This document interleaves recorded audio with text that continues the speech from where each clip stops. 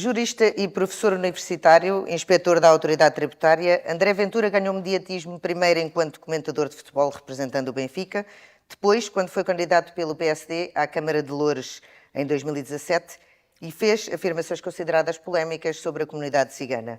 Deixou o PSD com Rui Rio na liderança e fundou em 2019 o Chega, conseguindo no mesmo ano sentar-se na Assembleia da República.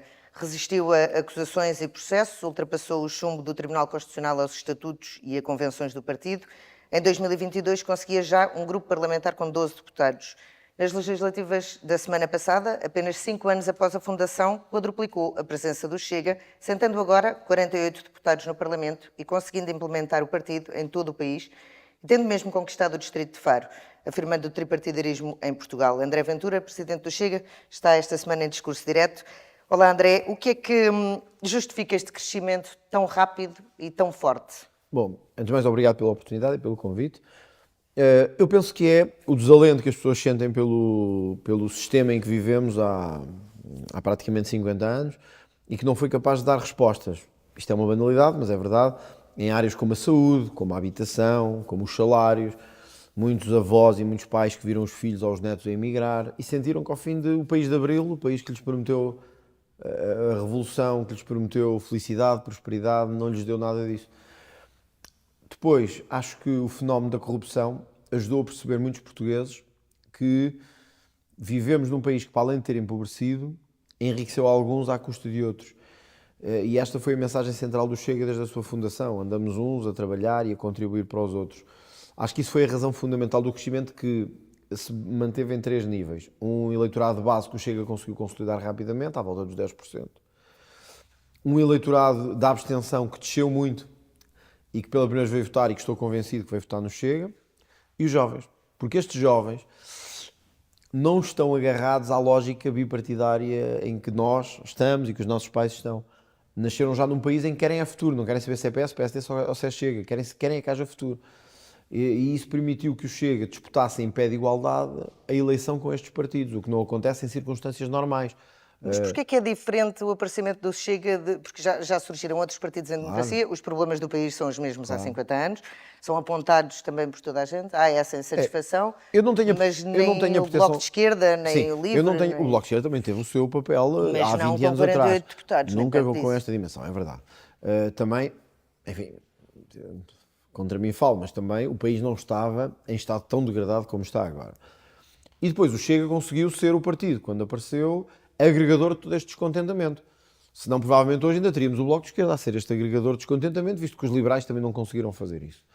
Agora, o Chega não só apareceu, como teve a coragem de tocar em alguns pontos que o Bloco de Esquerda nunca teve. O Bloco de Esquerda tocou muito, e o PCP no seu tempo, mas sobretudo o Bloco de Esquerda, nas causas sociais, mas nunca foi capaz de tocar em temas que, sendo fraturantes, eram incómodos, como o sistema político, a corrupção, e o Bloco acabou por ficar sempre um partido preso às causas sociais, mas sem que as pessoas que se afastaram do sistema político vissem, espera aí, está aqui um partido que diz o que eu penso. Não, isso só aconteceu com o Chega.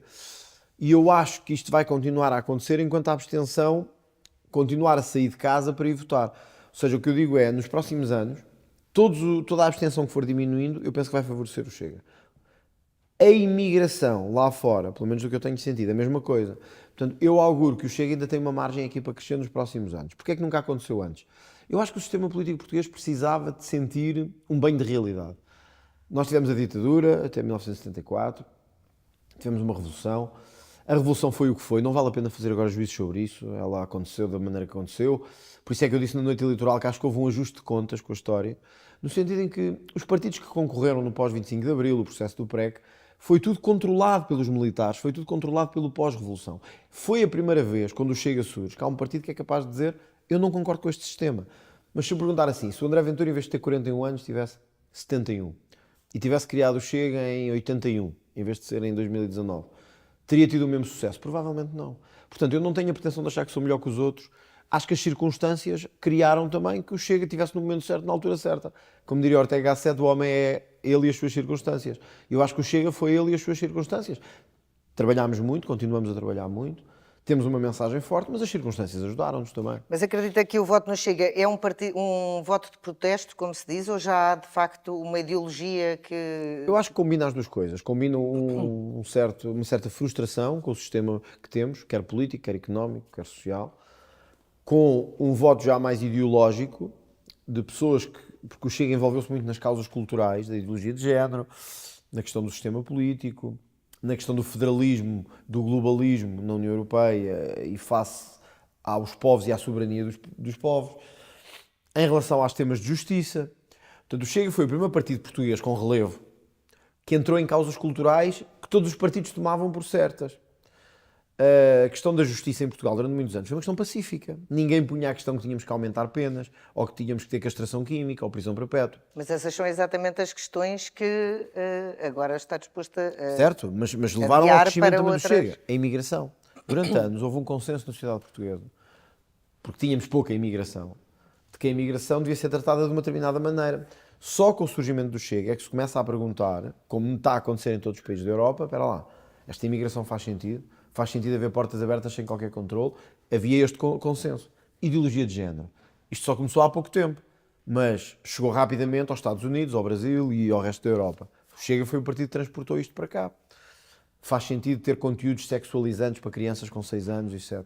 Estas causas culturais têm também um pendor ideológico. Portanto, eu diria que o Chega hoje combina voto de protesto, voto ideológico e o voto antissistema. São os 3 grandes eixos que o Chega hoje tem. Portanto, eu acho que há aqui margem para um crescimento ainda muito acentuado, porque, repare, pela primeira vez um partido em 50 anos foi capaz de quebrar o voto útil. Todas as eleições que tivemos para trás, o voto útil acabou por prevalecer. Ou é o PS ou é o PSD. E as pessoas, bom, então eu quero o PS, vou votar. Então eu quero o PSD. Foi a primeira vez, o Luís Montenegro teve praticamente o mesmo que o Rui Rio tinha tido em 2022. E praticamente o mesmo que Pedro Nuno Santos teve. O facto de ter havido tão pouca abstenção nestas eleições, foram 34%. Só o Chega é que explica isso. Mas acredita que isso legitima mais estes resultados eleitorais? Acho que sim, porque é mais gente a votar e é mais gente a participar. E devia levar os operadores políticos a pensar que o Chega tem que ser tido em conta para o próximo governo. Porque senão eles é que estão a arriscar a perder, não somos nós. Para o governo dentro do governo ou para o governo não, enquanto para o governo, suporte não, da dentro do legislatura? governo. Não há, nós só nos responsabilizamos a sério se formos parte do próprio governo. Mas o próprio André disse há 2 dias ou 3 que não fazia questão de ir para o governo, nem que tivesse ninguém do Chega no governo. Certo, podemos nomear independentes, mas temos que ter uma palavra a dizer sobre isso.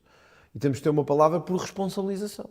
Mas a ter alguma representação no governo não faria mais sentido que fosse alguém do Chega? Podia fazer, mas imagino que o Presidente da República dizia: eu não quero o André Ventura. Para mim não é esse o problema. Nunca pus a minha vida à frente do país. Mas faz sentido, então, estando o Chega de fora do governo, estar a decidir quem é que são os membros do governo? Qual é a outra solução? É o Chega não ter nenhuma voz. É a solução que tivemos em 33 dos 50 anos de democracia, que são governos minoritários, em que as leis são passadas... Os governos minoritários, por toda a Europa, repare, o Geert Wilders ganhou as eleições na Holanda e não conseguiu formar governo. Os governos minoritários estão a acabar, porque o sistema parlamentar, o parlamentarismo, está a assumir a sua função. E a sua função qual é? É ser a representação de uma parte do eleitorado. O Chega já não é só a representação de uma parte do eleitorado, é uma representação de mais de 1 milhão de pessoas. Portanto, esta 1 milhão de pessoas quer ter voz na transformação do país. O Luís Montenegro disse que não queria o Chega, queria uma maioria absoluta. O eleitorado não lhe deu essa maioria. Luís Montenegro nunca pediu a maioria absoluta. Bom, mas ao dizer que não é não ao Chega, ele sabia que ou tinha maioria ou ficava difícil governar. E, portanto, o eleitorado, mesmo assim, sabendo que não é não, como o Rui Rio, e apesar de não ter sido com palavras tão claras, o Rui Rio disse a mesma coisa. E o eleitorado disse: vocês dizem o que quiserem, nós queremos dar uma maioria ao Chega e ao PSD. Agora, o PSD tem a hipótese de dizer: mas eu não quero saber o que é que o eleitorado disse, vou continuar o nosso caminho sozinhos. Veremos o que é que acontece depois. Mas a arrogância em política costuma não ser uma boa arma. E costuma dar maus resultados. Agora, o mundo está a mudar muito, o país está a mudar muito e é possível que até seja o Chega ao penalizado, ou o PSD o penalizado, ou o PS. Vamos ver. Eu só fico de consciência tranquila por isto. Desde da noite eleitoral, como sabe, eu disse: estamos disponíveis, queremos construir uma alternativa. Não sabemos ainda o que é que vai acontecer, quem vai ganhar, não sabemos quem vai ser o partido mais votado, nem sei o que é que o Luís Montenegro ou o PSD vão dizer. Mas da minha parte ficarei sempre de consciência tranquila, como Presidente do Chega, porque disse: temos que encontrar uma alternativa, o país merece uma alternativa. Tenho multiplicado em estúdios de televisão a dizer isto. Muito eleitorado nosso não gosta e tem-me feito chegar isso, a dizer: não precisamos estar nesta posição. Mas eu acho que pelo país merece. E, portanto, se houver novas eleições, que espero ser eu ainda a disputá-las, eu ficarei com a consciência tranquila de ter dito aos portugueses: fiz tudo para que houvesse um governo. O PSD não quis, agora o eleitorado decida quem é que quer a governar Portugal. E quais é que são as pastas em que gostaria de ter uma palavra a dizer? Acredito que não é a mesma questão das pastas, é as áreas em que queríamos... faz sentido, sim, as pastas. Pensei que estava a falar de lugares. Em que temos algo a dizer, a justiça é um exemplo fulminante. Eu tenho criticado muito estes acordos de justiça entre PS e PSD. E mais agora, em que a justiça está debaixo de fogo e há uma tentativa por parte do PS de voltar a controlar o Ministério Público. Por isso é que Pedro Nuno Santos fala tanto da clarificação hierárquica do Ministério Público. O PSD ou alinha com isso, ou então alinha com quem quer uma justiça a funcionar, mas para todos, inclusive é quando é contra políticos. E o PSD tem que tomar uma decisão aí. Nós gostávamos de ter uma palavra a dizer sobre isso. Nenhuma reforma passará no Parlamento, a menos que o PS se una ao PSD, que tente controlar a justiça. Mas a justiça tem uma formulação hierárquica. Tem, mas quando no meio de um processo destes, de dois processos destes, um na Madeira, outro na República, envolvem o Primeiro-Ministro, o Presidente da Região Autónoma, que é do PSD, e nasce uma conversa de controlar o Ministério Público através da via hierárquica, o que estamos a transmitir às pessoas é: a justiça tem que ter cuidado quando interfere com políticos e tem que cumprir regras que não tem que cumprir quando é para outros cidadãos que não são políticos. E eu acho isso negativo. Não é negativo, isto não é nenhuma afirmação de princípio. É mesmo uma ideia. A justiça tem que ser igual para todos. Tem que funcionar. Obviamente a justiça tem que ter em conta as instituições, o país em que vive. Agora, se começamos a criar regras, se for um político tem que ser diferente. Se for um presidente do governo tem que ser diferente. Se for um deputado tem que ser diferente. Estamos a dar às pessoas a sensação que eles já têm. Que é os políticos são todos uma cambada de criminosos e que usam a lei que fazem a favor deles para se proteger. E eu acho que temos que dar o sentido contrário. Com regras, com prudência, com ponderação, mas a justiça tem que ter liberdade. Era uma das áreas em que queríamos intervir. A agricultura é outra. Tivemos, assim, de ter protestos dos agricultores que se tornassem piores para a ordem pública, como aconteceu em França. Tivemos, mas graças a Deus a coisa foi contida a partir de um determinado momento. Queremos intervir. O PS esqueceu o mundo rural completamente. Os polícias, que têm sido as forças de segurança mais do que os polícias, tem sido a nossa grande bandeira. Queremos obrigar a que o suplemento de missão seja distribuído por todos, forças militares, forças de segurança, guardas prisionais, segurança social, a questão da subsídio à dependência. Temos chamado a atenção pelo país todo, nos Açores, onde suportámos o governo, de que anda uma parte do país a trabalhar para a outra. Temos que parar com isto. Isto cria ressentimentos, cria injustiças. Portanto, há a haver uma série de áreas... Mas porquê que isso não pode ser feito na Assembleia da República, que é o fórum de Porque já vimos nos Açores que não funcionou. Nós tivemos o acordo e não foi cumprido. E depois o que é que podemos fazer se o acordo não for cumprido? Nada. Acabou por cair o governo e eles achavam que o Chega ia ser penalizado. Crescemos 500% ou 400%. Portanto, o mundo mudou muito. Aqueles que acham que isto é o cenário de 85 estão muito enganados. O Chega hoje fala diretamente aos seus eleitores, através das redes sociais, através das novas formas digitais. Aqueles que pensam... Isso, aliás, é uma coisa que é bastante criticada ao Chega, é claro. Fazê-lo sem filtros e, portanto, claro desafiando aquilo que é claro que é, porque verdade. Porque o PS e o PSD controlaram a comunicação social durante os últimos 40 anos, por isso é que não gostam disso. Hoje o Chega tem 1 milhão de seguidores e o PS tem 100 mil ou 150 mil. Eles não gostam disso, pela primeira vez eu falo diretamente com os meus eleitores, sem precisar que o pivô da SIC ou da TVI ou da RTP diga que vamos terminar. O André tem tido bastante tempo de antena, não é? Quando não tem direto, tem na voz dos outros políticos. Mas também vamos lá ver, eu tive 1 milhão de votos, se mesmo assim me cortassem a voz, só mostrava o país em que vivemos. Mas na generalidade é mau tempo de antena, não todos. Por isso é que eu fiz a crítica aos jornalistas, não é a todos, e o Novo certamente não está. Não está mesmo, se fosse, já disse a muitos que estão, não é o caso do Novo, graças a Deus. Mas nós tivemos durante esta campanha peças absolutamente miseráveis, em jornais da noite e em tempos oficiais, que achavam que iam baixar. Olha, eu tenho aqui comigo uma notícia que saiu hoje na revista Sábado, que era o que disse a bolha mediática 2 dias antes das eleições, sobre o que é que ia acontecer. Desde o Chega fez uma campanha péssima, vai ter 9%, baixou nas sondagens, a diretora do Expresso disse que íamos ter 10% ou 11%, a Ana Salobres do Público, o Chega desceu clamorosamente, nunca na vida terá nem 18% nem 20%. Repare, isto mostra como a classe jornalística nos últimos anos se aliou completamente do país em que vivemos. E só estão a fazer pior eles próprios. As pessoas estavam a fazer comentário político, não estavam, ainda que sejam jornalistas, não estavam a escrever peças jornalísticas. Eu vou-lhe dar um exemplo de uma coisa que aconteceu, vou dizê-lo gravado porque vocês podem confirmar. Há um dia, num comício em Aveiro, a sala era pequena porque eu fiz comícios de manhã e à noite. À noite muita gente, ao almoço menos gente. Coisa de 100 pessoas, 150 pessoas. E há um dia que eu estou numa sala em Aveiro e as câmaras eram umas 20 câmaras ou 18 câmaras e nós acolhemos sempre bem os jornalistas, apesar das críticas, é o vosso trabalho e vocês têm direito a fazer o vosso trabalho. E estavam uma série de câmaras a meio da sala que bloqueavam a visão para o outro lado. Os militantes não gostaram muito, os apoiantes não gostaram muito, e eu compreendo. E há um momento em que o presidente da Distrital de Aveiro estava a começar a falar e há um apoiante que eu não sabia quem era e que diz, então, mas o que é isto? Estão a falar para os jornalistas ou estão a falar para nós? Porque os jornalistas não tinham outra... da sala. E não tinham outra hipótese, tinha que ser assim. Eu tentei acalmar, mostrar que é importante o trabalho deles, tal, e ele disse, pois, estes jornalistas ocupam este espaço todo, não nos deixam ver nada, isto não há... E depois diz também, e eu até queria falar com o André Ventura e os seguranças não deixaram. E saiu. Está no seu direito, foi-se embora. À noite, a RTP, canal público, corta a parte dos jornalistas, que tinham ocupado a metade da sala, e mete só a parte em que tinha tentado falar com o André Ventura e não conseguiu. Isto é pura desonestidade, é mau jornalismo e dá a ideia às pessoas que estão avançados ao Partido Socialista ou ao Partido Social Democrata. É o pior que se pode fazer ao jornalismo, é dar a ideia que ele está agarrado a um partido político. Mas acredita que isso o ajudou a ter o resultado que teve? 1 Não, milhão e 100 mil votos? honestamente acho que me prejudicou, porque se tivéssemos um jornalismo objetivo, e volto a dizer, não é o vosso caso, que eu tenho acompanhado também, obviamente, por dever de ofício, mas temos muito jornalismo em Portugal que se tornou em ativismo contra o Chega.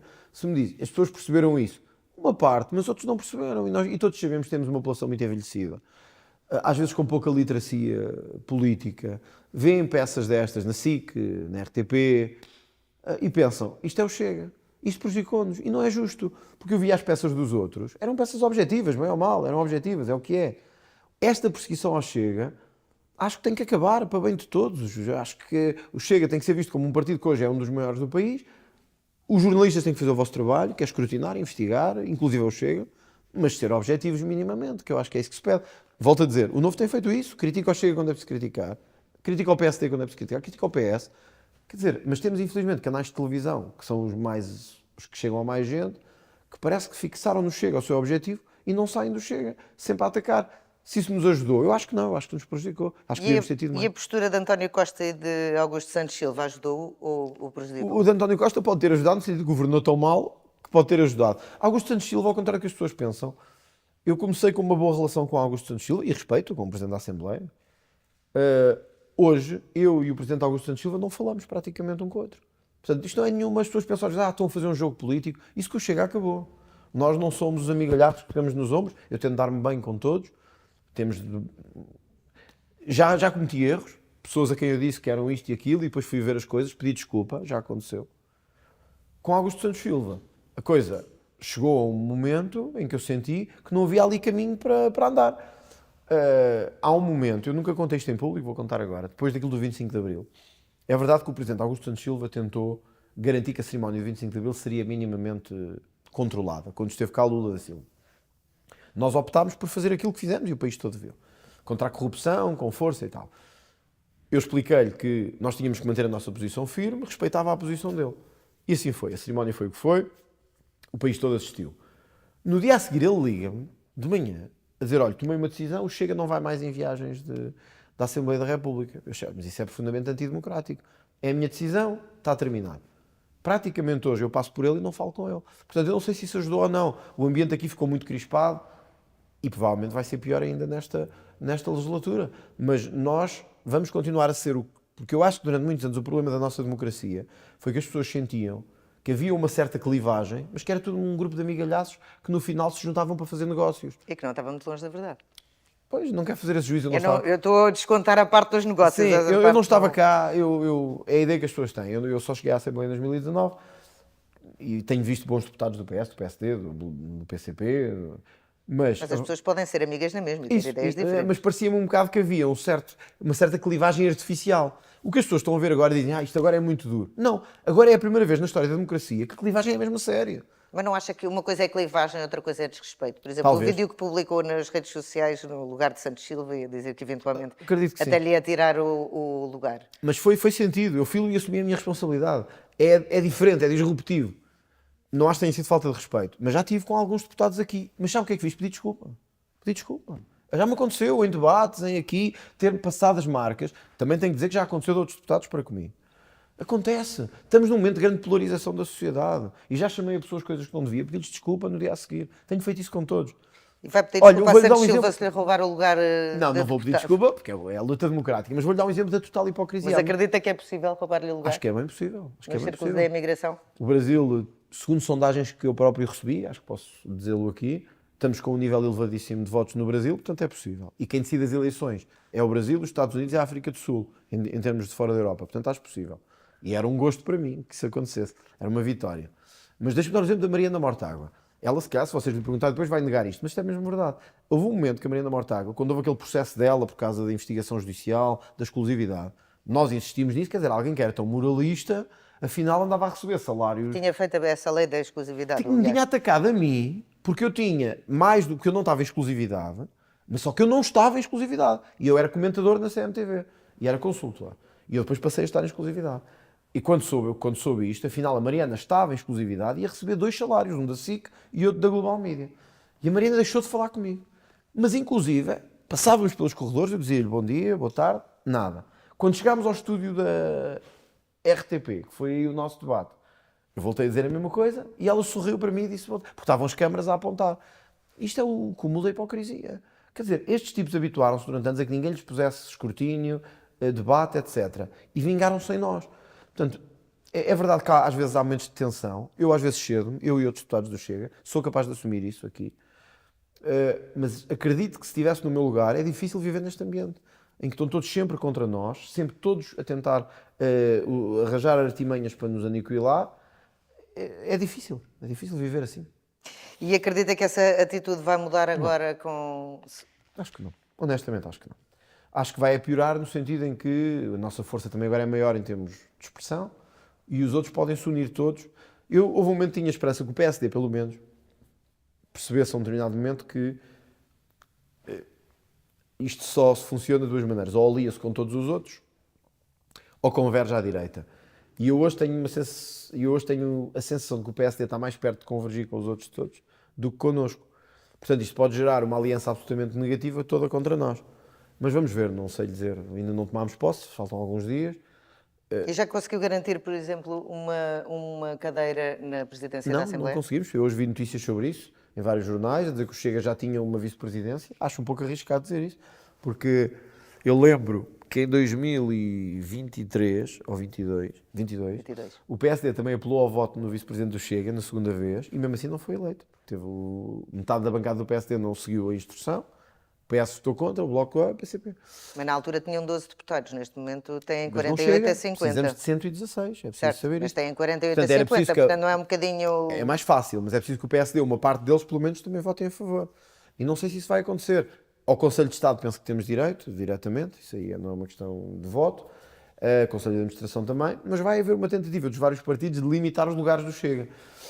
E nós lidamos com isso também de forma natural. Nunca nos preocupou, não tivemos nenhuma vice-presidência, não nos preocupa, mas mostra como o PSD é que é o partido aqui que tem um poder de decisão grande, que é se quer fazer uma convergência à direita ou se vai preferir unir-se com os outros todos para continuar a isolar o Chega e a bloquear o Chega. E eu acho que 1.100.000 e não sei quantos votos não são isoláveis. Por isso é Mas que- se isso acontecer, acha que é mais lesivo para o Chega ou para o PSD? Não sei, temos que ver as próximas eleições, não sei. Não sei, honestamente. Nós agora atingimos também um nível que muito deste eleitorado que votou no Chega já não é o eleitorado base fixo do Chega, é um eleitorado aqui muito para além disso. Como é que este eleitorado reagirá se não houver um entendimento? E se isto cair daqui a um ano, meio ano, um ano e meio? É uma incógnita. Vai penalizar-nos a nós, que tentámos o acordo, ou vai penalizar o PSD, que não aceitou? É uma incógnita. Eu acho que não podemos fazer comparações com 1985, honestamente. Ou 85. Acho que não podemos fazer comparações. Mas é preciso ter em conta hoje que o Chega tem a capacidade que não tinha o PRD de falar aos seus eleitores diretamente, de explicar o que está a acontecer. Por isso é que eu tenho feito vários vídeos, mensagens, explicar, meus caros, nós estamos a tentar, não é por nós que isto não está a acontecer, é por eles. Isto vai funcionar ou não vai? Tenho dúvidas. É quase que me apetece dizer, é preciso mais umas eleições para percebermos isso, se funcionou ou não funcionou. Porque todos É a última coisa que o país precisa. era a última que o país precisa. E por isso é que eu tenho esforçado tanto, porque eu tenho noção. Eu nasci num subúrbio de Lisboa, a minha família continua lá. Obviamente, eu não conheço as pessoas todas, mas eu tenho a sorte, a graça de lidar muito com as pessoas normais, com os pequenos empresários, com as donas de casa, com os polícias, enfim, com os pensionistas. As pessoas não querem novas eleições. E por isso é que eu tenho dito, ainda ontem na CMTV me perguntavam, e não acha que se está a humilhar? Eu digo, estou. Mas eu sei que as pessoas em casa querem um governo a 4 anos, não querem um governo a 1 ano ou a 6 meses. Portanto, talvez me esteja a humilhar um pouco, mas eu vou lutar até ao fim para termos um governo. Se depois não der, pronto, eu vou dizer aos portugueses, eu tentei tudo, não deu. Isto vai penalizar o Chega ou vai beneficiar o Chega? Não sei. Não sei, tenho mesmo dúvidas do ponto de E vista... só para acabarmos este bloco no 25 de Abril, caminhamos para os 50 anos do 25 de Abril.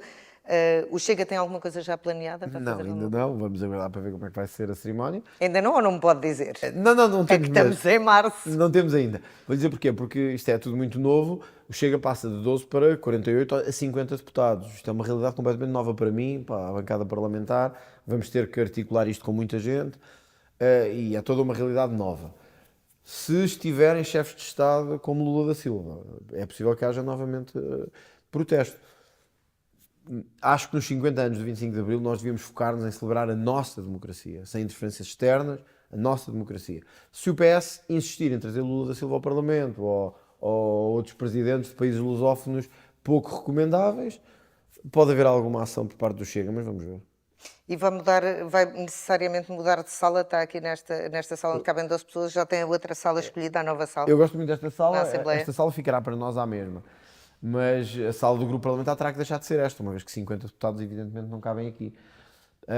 O PCP está a reagir a sair daqui desta zona, mas perdeu muitos deputados e acho que tem que o fazer. O Bloco de Esquerda a mesma coisa. E o PS tem um conjunto de salas absolutamente desproporcional para a votação que tem. Perdeu metade dos votos e não quer abdicar de salas nem de gabinetes. Isto vai ter que ser visto e espero ter a concordância do PSD para esta situação. Uma vez, quer dizer, o Chega passa de 12 para 50 deputados, ou 48, tem que ter uma dimensão igual em termos de espaço físico.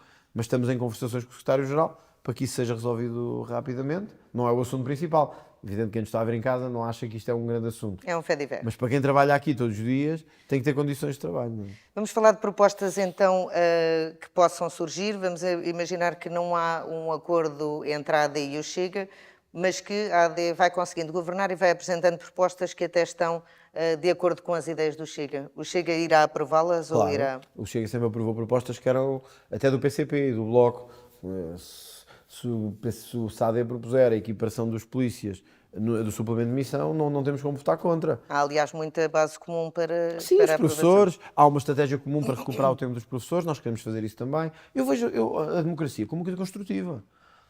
Acho que nós temos é que construir. Quer dizer, nós temos salários baixos, só há uma proposta para aumentar salários, nós temos que o fazer. Pensões. Então, quer dizer, eu defendo o aumento de pensões. Se o PSD trouxer um aumento de pensões, não vou votar contra só porque é o PSD. Vou votar Foi o que aconteceu ao Chega. Sim, exato, foi o que aconteceu. Não teve nenhuma Foi o que nos proposta- fizeram a nós. Mas eu não vou fazer isso, eu vou E viabilizar. num orçamento de Estado, viabilizaria Aí é mais difícil. se for um orçamento de Estado que está de acordo com os princípios que o Chega defende, se a proposta for boa para o Compreendo Chega... isso, mas repare, o Orçamento de Estado não é só medida a medida. O Orçamento de Estado tem depois toda a questão da filosofia política macroeconómica, que é no fundo a base da governação. Portanto, aí tem que haver um entendimento para que se chegue a um consenso. Não nos podem pedir os nossos votos favoráveis no orçamento se não tiverem o mínimo de entendimento connosco sobre objetivos a atingir, modelo económico a seguir, modelo fiscal a seguir. Quer dizer, acho que é demais também. Mas se a proposta que existir for no mesmo sentido das ideias do Até Chega... nos poderíamos abster, mas não passará mesmo, porque o PS votará contra. Portanto, antes podíamos abster e dizer assim, o orçamento não é o pior de todos, não é bom, mas não é o pior de todos. Mas não passa a mesma. Por isso é que eu tenho insistido, porque se o PS votar contra, tem que ser voto a favor. Porque a IDL teve muitos poucos deputados. Ora, o que é que isto significa? Que tem que haver, obrigatoriamente, até ao orçamento, um acordo entre os partidos. Porque se não houver, isto é certinho que isto não vai ter seguimento. E eu acho que temos uma oportunidade única, à direita, para os empresários, para os trabalhadores, para os pensionistas, para os polícias, de lhes dar um país diferente para os jovens. Se a desperdiçarmos, não estamos a fazer nada de jeito. Portanto, é evidente se me disser assim, mas há medidas pontuais no orçamento que podem ser aprovadas. Claro, e na especialidade aprovaremos, mas é difícil Mas só aprovar. chega à especialidade se passar na generalidade. É difícil aprovar na generalidade um documento que não fomos tidos nem achados. Votar a favor de um documento que não fomos tidos nem achados, nem na sua concepção, nem no seu modelo, nem nos seus objetivos. Mas outros orçamentos durante muitos anos passaram assim. Passaram com abstenções. Mas Não, passaram. mas agora não é possível abstenção, é preciso voto favorável. E, portanto, geralmente quem vota a favor são os partidos que suportam esse Mas se orçamento. isso fosse necessário, faria isso pelo país, garantir essa estabilidade, tendo em conta que está a surgir uma frente de esquerda, a extrema-esquerda está a unir-se, fez agora Eu uma... ficaria de consciência tranquila porque fiz tudo para que esse acordo acontecesse. E, portanto, até ao último dia eu vou procurar reunir com o primeiro-ministro que tiver em funções, se for um primeiro-ministro de direito, a dizer, temos aqui condições, vamos tentar sentar-nos e chegar a um acordo. Repare, se do outro lado disserem não queremos saber de vocês, então, vamos lá ver, não querem saber de nós, mas querem saber dos nossos votos no dia da votação. Isso é uma estratégia de aventureirismo, é o barriga para a frente. Mas também é uma estratégia de quid pro quo, não é? É, e de nos isolar, mas Mas da vossa parte também, porque se for uma proposta boa, porque é que não... Mas nós queríamos, e acho que temos o direito, com mais de 1 milhão de votos, a ser ouvidos, mesmo que a proposta seja boa.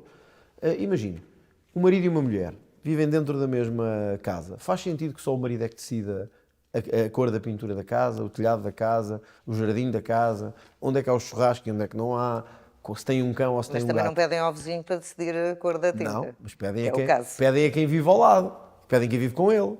Portanto, neste caso, os portugueses não deram maioria nem ao marido nem à mulher. Deram aos dois uma votação expressiva. E repare, o PSD habituou-se a ter 30% e os outros 8%. O que aconteceu aqui foi que estamos a falar de 28-18%. Estamos a falar Mas de o PS tem uma não é? porcentagem semelhante à do Mas PSD. o PS não está nesta equação. A da AD. E uma vez que o Chega não fará acordo com o PS, e penso que a AD também não. Portanto, isso é outra coisa. Isso estamos a falar da esquerda. Agora, à direita, os eleitores puseram e disseram: eu quero que esteja aqui o marido e a mulher. Ora, o marido não pode fazer tudo o que quer, sair para beber uns copos e voltar às 3 da manhã e a mulher estar ali só à espera dele, não é? Ou o homem, ao contrário. Portanto, o que eu estou a dizer é isto. Aceitaria isso perfeitamente se o PSD dissesse: sim senhor, vamos sentar-nos e falar. E então aí o ónus seria nosso. Nós diríamos: o PSD mostrou abertura, nós é que não quisemos, não concordamos. Assumi essa responsabilidade agora. Repare, anda à mesa a dizer: estamos disponíveis, queremos um acordo, vamos sentar-nos, vamos conversar. Do outro lado, nada. Não nos podem pedir mais a nós, não é? E no que o Chega defende, quais é que são as propostas para pôr finalmente Portugal a crescer? Temos vindo a crescer ao ritmo de 1% nos últimos 20 anos, que Nós é entendemos equivalente a zero. que o IRC é importante. Nós temos a taxa das taxas estatutárias mais elevadas da OCDE. E isso é importante. Mas isso não é, por si só, significado de crescimento. A Bulgária tem das taxas de IRC mais baixas do mundo e não é sinal de atração de investimento. Portanto, nós precisamos de reformar o país em várias matérias, na matéria fiscal, na redução da burocracia. Hoje muitos empresários não investem em Portugal por causa da Custos burocracia. de contexto. Os custos de contexto. Na questão da justiça, não é a justiça penal, criminal. Um empresário hoje vem para Portugal, cria uma pequena empresa ou uma média empresa, quer despedir um funcionário, ou tem um litígio laboral, ou tem um litígio com a Câmara, e demora 7 anos a ser decidido. Isto não é aceitável. Isto prejudica o investimento. Nós precisamos de uma grande reforma a nível de justiça, a nível de burocracia, a nível de simplificação. Portanto, isto é uma evidência. A nível fiscal, eu estou convencido, embora haja quem discorde, que se descermos os impostos sobre as pessoas, vai haver mais consumo e mais investimento. A tese pode ser colocada em causa, mas eu acho que isso gera crescimento. Eu acho que se as pessoas tiverem impostos mais baixos do que têm, é verdade que o Estado arrecada menos para poder distribuir, mas a existência de mais poupança gera mais investimento, gera mais consumo e uma economia mais pujante. De resto, se nós olharmos para os países mais ricos e os mais pobres, percebemos 2 padrões. Os mais ricos do mundo são os que têm menos impostos, empresas mais dinâmicas e mais iniciativa privada. Os mais pobres é onde há mais impostos, menos iniciativa privada e empresas dependentes do Estado. Não há padrão diferente. O caso da China, de capitalismo de Estado, é um bocado um sinal diferente, mas com uma pobreza também gigantesca. Portanto, eu quero seguir o modelo dos mais ricos do mundo e dos mais ricos da Europa. Para isso, temos que fazer uma reformulação do sistema fiscal. Porquê é que o PS tem tantos votos? As pessoas não vão gostar que eu diga isto, mas é verdade. O PS tem tantos votos porque anda a cobrar impostos à classe média, aos trabalhadores, aos empresários, para distribuir pelos subsídio-dependentes, por uma parte da administração pública e pelas câmaras municipais. Por isso é que eles têm tantos votos. Porque as pessoas que lá vivem sentem que só o PS é que lhes dá. Eu encontrei isso muito pelo país. As pessoas dizem, só o PS é que nos dá a nós alguma coisa. Só nos dá alguma coisa. Essa é a mentalidade. E o PS quis criar esta mentalidade. Não é de trabalhadores. O PS quer criar a mentalidade dos coitadinhos. A quem o Se não Estado... estiver lá, ninguém lhes dá. Se não for o PS, não tem maneira de viver. até pensionistas eu encontrei a dizer, ouça, mas nós defendemos o aumento de pensões. E eles diziam, eu sei, mas só o PS é que nos dá as pensões que nós queremos. Mas como é que o André pensa ser possível criar despesa permanente, porque é disso que estamos a falar, com os subsídios aos polícias, com o aumento das pensões, com todas estas Temos que medidas que crescer defendem? economicamente. Temos que crescer economicamente. Baixando os impostos. Como é Sim, que... porque eu acho estamos que... a falar de despesa permanente. Mas eu acho que não descer os estamos a falar impostos de gera um crescimento one shot. económico. É precisamente ao contrário. Eu acho que descer os impostos gera crescimento económico, gera dinâmica na economia. Portugal tem uma condição, eu agora não tenho aqui os números comigo todos. Portugal deve ser o país mais atrativo da Europa Ocidental em termos de investimento. Ou seja, se as empresas, quando retirada a questão da justiça, da burocracia, os custos de contexto, se os empresários pudessem escolher Portugal, Espanha, Bélgica, França, Polónia, Lituânia, preferiam Portugal pelo clima, pela proximidade ao Atlântico e à ligação aos Estados Unidos, preferiam Portugal pela situação do país em termos sociais, étnicos, preferiam Portugal. Porquê é que não vêm para Portugal muitas vezes? Pronto, a língua, mas isso não podemos fazer nada. A Irlanda tem vantagens que nós não temos, isso é evidente. Mas aqui também toda a gente fala Fala, inglês. mas não é a mesma coisa. Portanto, há uma língua na Irlanda que é universal, por isso é que eu acho que sempre comparar com a Irlanda não é um bom... E é um país muito mais pequeno que o nosso também, mas pronto. Mas é esse contexto. Portugal tem a capacidade de ser um país que apresenta segurança, apresenta um bom clima, uma boa gastronomia, pessoas que acolhem bem, um país com alguma sustentabilidade social, étnica, religiosa, etc. Era a primeira opção. Porquê é que não é a primeira opção? Porque a justiça é atrasada, em termos de processos, porque a burocracia é infinita e porque há corrupção que nunca mais acaba. Mas nada disso se resolve rapidamente. Não, mas por isso é que eu sempre quis um acordo a 8 anos e não a 4. Porque isto tem que ser um projeto para o futuro, não é um projeto para 2 anos nem para 3. Então seria nesse prazo também que seriam atribuídas essas benesses e Sim, por exemplo, as pensões nós sempre falámos em 6 anos, até chegar a uma pensão mínima, porque sabemos que quem prometer aumentar as pensões para o salário mínimo no próximo ano está a mentir. Ou está a mentir ou vai descapitalizar o resto do Estado todo. Se chegarmos ao valor do IAS, do Indexante de Apoios Sociais, estamos a falar de 1,6 mil milhões de euros. Um valor perfeitamente fazível. Para as pensões, chegar ao salário mínimo é que é um valor mais forte, de 7 mil milhões. E aí é que precisamos de mais tempo de crescer economicamente. Agora, temos é que ser ambiciosos. E o PS nunca foi ambicioso. O PS quis um país de salários baixos, dependendo do Estado, de subsídios. Por isso é que eles, sempre que chega perto das eleições, aumentam o complemento solidário, aumentam o RSI, porque as pessoas estão dependentes e veem, espera aí, o PS é que me dá. Por isso é que eu lhe voltava àquela conversa. No interior eu encontrei muito isto, gosto muito de si, mas o PS é que me dá. O PS é que me dá. Por isso é que eu não fiquei espantado, ao contrário dos comentadores que não conhecem o país real, quando vi a votação do PS, igualzinho ao do PSD. Porque estão aí todos. Estão aí os subsídio-dependentes, estão aí, infelizmente, muitos pensionistas, estão aí, infelizmente, muitos funcionários públicos, que sentem que só o PS é que lhes responde às ansiedades deles. Por isso é que quando alguma direita me diz assim, vocês são iguais à esquerda em muitas coisas. Não, nós temos que combater a esquerda no terreno deles. E combater a esquerda no terreno deles é olhar para os funcionários públicos, é olhar para os pensionistas e olhar para os subsídio-dependentes, embora aí seja para lhes dizer que vai acabar a mama, entre aspas. E eles não gostam. Mas quem são os subsídio-dependentes? Olha, eu quando estive nos Açores assisti a uma situação curiosa, agora para as eleições. Cada sítio onde eu ia, exploração agrícola, produção de leite, gado, dizia-me assim, Dr. André, eu sei que não gosta de imigração, mas já não há ninguém para trabalhar. Só imigrantes é que vêm para aqui trabalhar. E a gente via, com os nossos olhos, não há ninguém. Chegávamos ao centro de Ponta Delgada, era malta com 20 anos, tudo nos cafés. Ora, é evidente que isto não dá votos dizer isto, mas é a verdade e nós temos que acabar com isto. Nós temos que acabar com uma cultura em que não trabalhar compensa mais do que trabalhar, porque senão nunca vai ninguém trabalhar. Eu digo a uma pessoa, quanto é que vais receber de subsídios? 800 euros. E se trabalhares 1.100, tenho que gastar gasóleo, comida, roupa. É impossível viver num país assim. Mas então qual é a solução para garantir que os apoios sociais chegam na mesma às pessoas que precisam deles? Evidente. E não criar esse incentivo Qual é a às probabilidade pessoas em ficarem no Portugal café? de alguém com 22 anos, saudável, não arranjar emprego? Qual é a probabilidade? Se em todas as lojas deste país, restaurantes, procura-se empregado. Procura-se empregado. Porém, curiosamente, aquele tipo não encontra emprego em lado nenhum. Não encontra, porque está em casa a gozar connosco, que estamos aqui. Pensar, estes gajos estão a trabalhar para mim, que é bom. Se calhar está à procura de um emprego que Acredito. esteja de acordo com as qualificações dele, por Acredito, exemplo. mas há 3 anos à procura de um emprego com 22 anos, ou 23, ou 24. Quer dizer, nós temos que parar para pensar que sociedade é que estamos a construir, não é? Quer dizer, ok, ele pode ser licenciado em hotelaria e turismo, mas se não encontra na área dele... Certo, mas pode- continuamos na mesma. pode ir Mas, trabalhar mas e para qual é a outra coisa. solução para o tirar do café e o pôr a trabalhar nessa loja? É dizer que ao fim de 6 meses acabou. E ele tem que ir É arranjar. criar prazos para os E subsídios. ele tem que ir trabalhar. E eu tenho certeza que encontra trabalho. E como é que se distingue entre esse e um Vou-lhe dar um 20 exemplo. anos que Alguém não teve um pode, acidente de facto, trabalho trabalhar? e está com uma incapacidade de trabalho. Isso é uma situação diferente. Esses até deviam receber mais do que recebem. Aquele bombeiro que eu dei o exemplo tem 85% do corpo incapacitado. Eu não quero que esse homem vá ter que procurar trabalho. Isso é evidente. Uma mulher vítima de violência doméstica, que tem sintomas de depressão, de agressão, eu não quero que essa mulher vá procurar trabalho. Isso é evidente. Agora, um rapaz que está a jogar PlayStation em casa com 22 anos, quer dizer, eu sei que o país não gosta de ouvir isto, mas isto é mesmo a verdade. É o que acontece e, portanto, as pessoas sentem que estão neste momento a trabalhar para sustentar estas pessoas. E isto não é justo. Problema é que perdemos os votos destas outras pessoas todas que estão a viver disto e vão votar no PS ou no Bloco de Esquerda. Nós temos que cortar esta cultura e eu tenho a certeza que eles um dia me vão agradecer. Como é que isso se fiscaliza?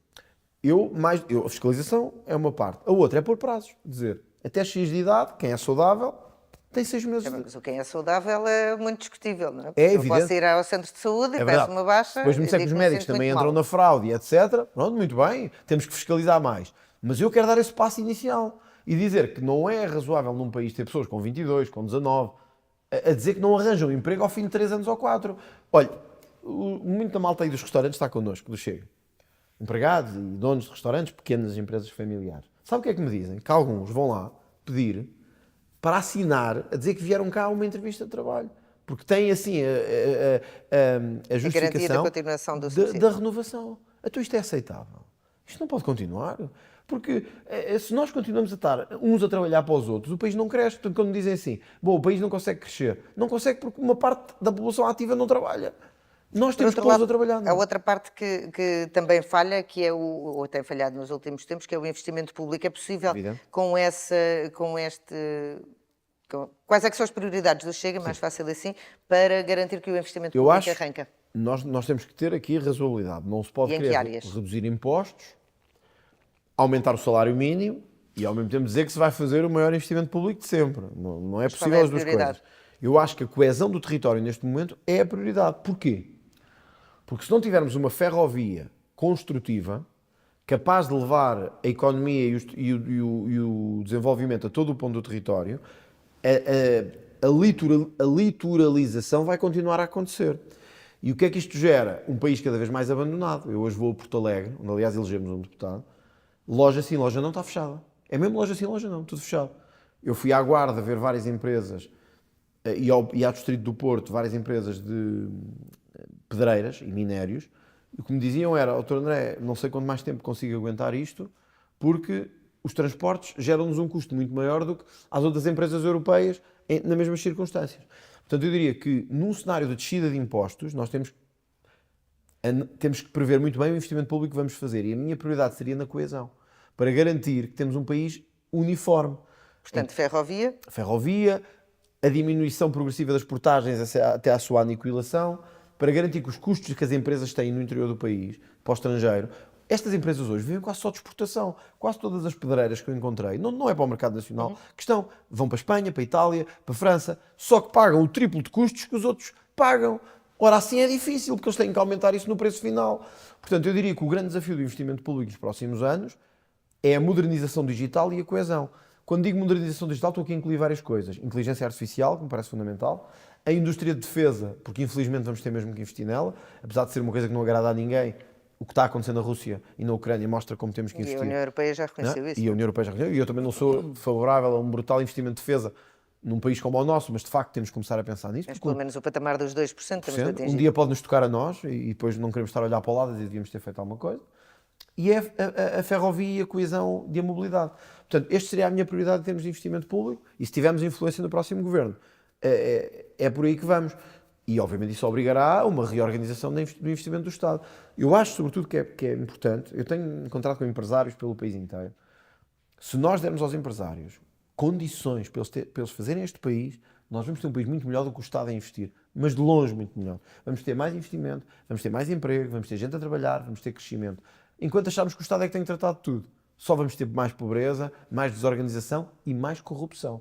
Que é isso que vamos ter. Agora, isto é uma mudança de 180 graus. O que nós estamos a propor é uma mudança neste país de 180 graus. E aí, até a honestidade seja feita, os liberais até concordam connosco também, ou nós com eles, eles dizem que nós é que concordamos com eles, e acho que a AD também compreenderá que isto é preciso fazer. Agora, tem que haver vontade política, senão este projeto ficará irremediavelmente em causa. Mas existe um projeto para a ferrovia, que aliás Existe um projeto está em para a ferrovia, curso. que até foi do Partido Socialista, Exatamente. sejamos honestos. E o Pedro Santos tem defendido muito isso. Só que há uma diferença. Eu reconheço que o projeto do PS é ambicioso, mas nunca foi verdadeiramente executado. Repare, é como o TGV. O PS há 20 anos que nos anda a prometer o TGV. Eu mostrei aqui no Parlamento a capa do Público de 2001 a dizer agora é que vamos avançar. TGV avança num ano ou em 6 meses. Passaram 24 anos. Já passaram 50 do aeroporto, portanto. Portanto, temos é que a ação agora é o que é fundamental. Nós precisamos de um governo que tenha ação nos próximos tempos. E é isso que eu espero que aconteça. Se entrarmos numa crise política, não vamos ter ação nenhuma. Vamos ter um governo parado. Que perspectivas é que tem para as europeias de junho, que são daqui a 3 meses? O que é que consideraria uma vitória? Eu acho que vamos vencer as eleições. Acho que temos todas as condições para isso. Chegámos agora aos 18%, acho que podemos chegar aos 25% nas europeias. À frente de PS, PSD, etc. À frente do governo, do governo, seja ele quem for, acho que é possível. Nas europeias as pessoas não votam tanto com a questão da governabilidade. É um voto também muito de sinalizar o protesto, dizer que estão contra alguma coisa. Acho que podemos ganhar, como alguns partidos congêneres nossos têm ganho a nível europeu. Se não, pelo menos cruzar a barreira dos 20% para nos assentarmos nos 20% dos votos. Embora com estes votos que tivemos nas legislativas, se fosse nas europeias, teríamos estado perto de vencer, porque houve muito menos gente a participar. Vamos ver. Vamos continuar a lutar contra a abstenção, vamos continuar a lutar para chamar os jovens a votar, temos tido muitos jovens a apoiar-nos, e vou lutar para vencer as europeias. Eleger 4, 5 eurodeputados, vamos lutar por isso. E nos Açores, qual é que é a postura que o Chega vai ter relativamente ao Orçamento de Vamos Estado? ter que aguardar. O programa do Estes governo, dias aliás, está a ser discutido, à hora que estamos aqui nesta entrevista. Está-se a lutar para que haja um acordo. Tenho boas perspectivas sobre isso e boas informações também. Mas vamos aguardar, temos que aguardar mais algumas horas para saber se vai ser fechado um acordo que dê estabilidade há alguns anos na região. A última coisa que precisávamos era 9 eleições na região, então acabámos de ter umas. O Chega está a lutar muito para ter um acordo de estabilidade plurianual, um acordo para a legislatura. Penso que isso vai ser possível, mas vamos aguardar umas horas, que eu sei que à hora que estamos aqui a falar, quer o Presidente do Governo dos Açores, quer o líder do Chega nos Açores, estão a ter as conversas que têm que ter para chegar a esse entendimento. E na Madeira, que também avançará para eleições em breve. Quase certeza. Qual é que é já alguma Nós tivemos um grande resultado na Madeira. O Chega, sendo Miguel Albuquerque o candidato novamente, afastar-se-á completamente de qualquer hipótese. Entendemos que Miguel Albuquerque não tem nenhumas condições para continuar e vamos fazer a nossa campanha contra... Porquê é que não tem nenhumas condições? Porque eu sempre disse isto, repare, eu separo muito bem a justiça da política. A questão de Miguel Albuquerque não é a questão dele ser arguido ou não, que isso eu também já fui arguido em muitos processos e depois fui absolvido. É que há muitos anos que se fala disto na Madeira, mas nem é essa questão, não pode ser só porque há muitos anos que se fala. Eu não compreendo como é que alguém que vinha da posição em que Miguel Albuquerque vinha, de repente, tem quintas de não sei quantos milhões de euros, como é que nomeou um vice-presidente que tinha estado numa empresa de construção e que essa empresa de reconstrução recebeu metade do dinheiro de apoios que a Madeira deu às empresas. Foi para aquela empresa onde o vice-presidente trabalhava. Eu não preciso de nenhum processo para me esclarecer isto. Isto é uma profunda falta de ética. Como eu não compreendo, tal como eu critiquei o José Sócrates, eu não sei o que é que vai acontecer com o José Sócrates. Se vai ser condenado ou absolvido. Há uma coisa que sei, eu sou político também, sei o que é que ganho. Eu não conseguia ter uma quinta de 3 milhões de euros. E, portanto, a menos que eu casasse com uma mulher rica, que eu sei que não é o caso de Miguel Albuquerque, também é o de José Sócrates, ou que o meu pai fosse multimilionário, como é o caso do Donald Trump, o dinheiro não nasce do céu. Como disse o Tribunal da Relação, quem cabritos dá e cabras não tem, de algum lado lhe vem. Portanto, eu acho que Miguel Albuquerque... Mas não cabe à Justiça estabelecer mas eu não preciso da justiça a prova, aqui. a culpa, Se etc. houve corrupção ou não, eu não estou a dizer que Miguel Albuquerque foi corrupto. Isso eu não sei. Sei que o que eu vejo é que é alguém que não me inspira confiança ética, política e moral. A não ser que ele me diga que ganhou Euromilhões, eu não compreendo como é que alguém que é político como eu, ganha o salário que eu ganho, um bocadinho mais, que é Presidente do Governo Regional, eu sei as despesas que tenho, sei o que é que gasto, sei como é que vivo, que alguém de repente tem quintas de 3 milhões não declaradas, porque isso já está demonstrado, que não foi declarado, andou a ocultar património, e isso para mim levanta-me o maior dos alarmes possíveis. Portanto, acho que não é uma pessoa credível para a mensagem que nós temos. Quer dizer, eu ando a dizer que ela precisa limpar Portugal e não posso pactuar com alguém que enriquece miraculosamente no exercício de funções públicas.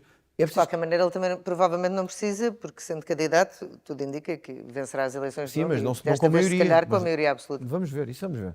Agora, o que é preciso dizer é isto. Eu não sou contra os ricos. Eu acho muito bem que as pessoas sejam ricas. Eu também gostava de ser. Não sou, mas gostava de ser. Acha que quem é rico deve ser pelo seu trabalho. Ou porque herdou, tem uma família rica. Ou porque casou com o homem ou com a mulher rica.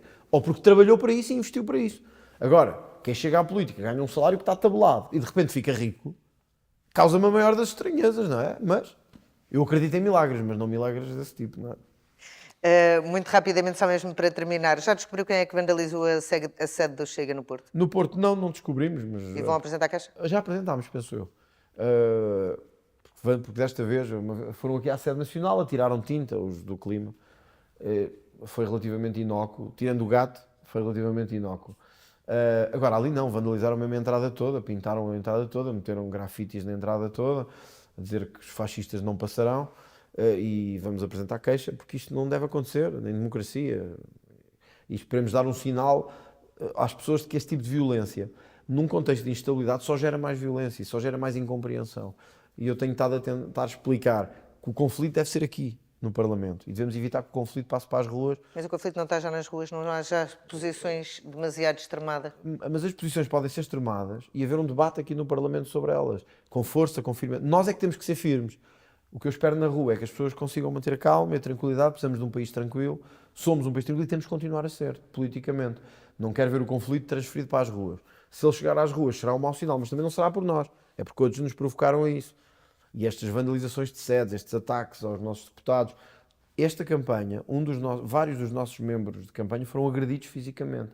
Um dos nossos membros em Sintra estava a pôr pendões do Chega, passou uma mota com um capacete, deu-lhe com o capacete nas costas, depois deu-lhe na cara, foi internado no hospital, esteve em condições muito más e só agora é que está a recuperar.